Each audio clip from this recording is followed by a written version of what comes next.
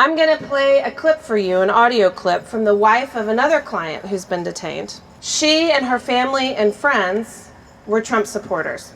This is a 3-minute clip, and I want to prepare you that some of it is a little offensive. She repeats some rhetoric that we've heard about immigrants being criminals, rapists, etc. So just prepare yourselves, but keep in mind the overall message and the shift that we're hearing in these people. Good afternoon. My name is Brittany Mathijon. I was born right here in the United States in 1986. I'm a proud American, raised with values of hard work, family, and community.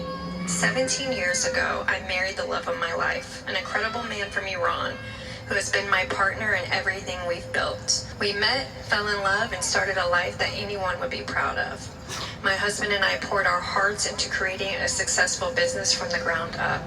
We currently employ 32 people, we give back to our community, and we raised a beautiful family. We're taxpayers, volunteers, and donate to our community. We believe in strong borders and protecting our country from real threats. But what we never imagined was that the very policies we support would tear our family apart. You see, my husband came to the United States when he was 1 year old. He left Iran as a baby and has never set foot since. This country is his home. It's the only home he's ever known. He's a devoted father to our children, loving provider for our family, and an outstanding businessman who creates jobs and opportunities for others. He's a Christian man, and his entire family are U.S. citizens living right alongside us. He is not a criminal, a rapist, a gang member, or a murderer. He's the kind of person who makes Americans strong. But because of these recent immigration changes, my world was shattered out of nowhere. My husband was detained, ripped away from me, our kids, and everything we've built. He's being held in detention, and despite our desperate efforts to fight it, he has yet to be released. We've hired lawyers, gathered mountains of evidence proving he is an asset to this community, and appealed every way we know how. But simply because he was born in Iran, he's getting treated like a threat. It's devastating. Our children cry for their dad every night. I miss his laugh, his support, his presence in our home. Our business is suffering without him. We're doing everything we can to get him back, but the system feels stacked against us. When President Trump talked about immigration, I heard him loud and clear. Send back the criminals, the dangerous ones who harm our society, not family men like my husband. Good, hardworking people who spent their lives contributing to America. But that's not what's happening. Immigration isn't black and white. It's not just bad guys being deported. It's tearing apart families like mine. Innocent, productive citizens are being caught in the crossfire, punished from where they were born rather than who they are. I stand here today not to criticize, but to plead for understanding and compassion.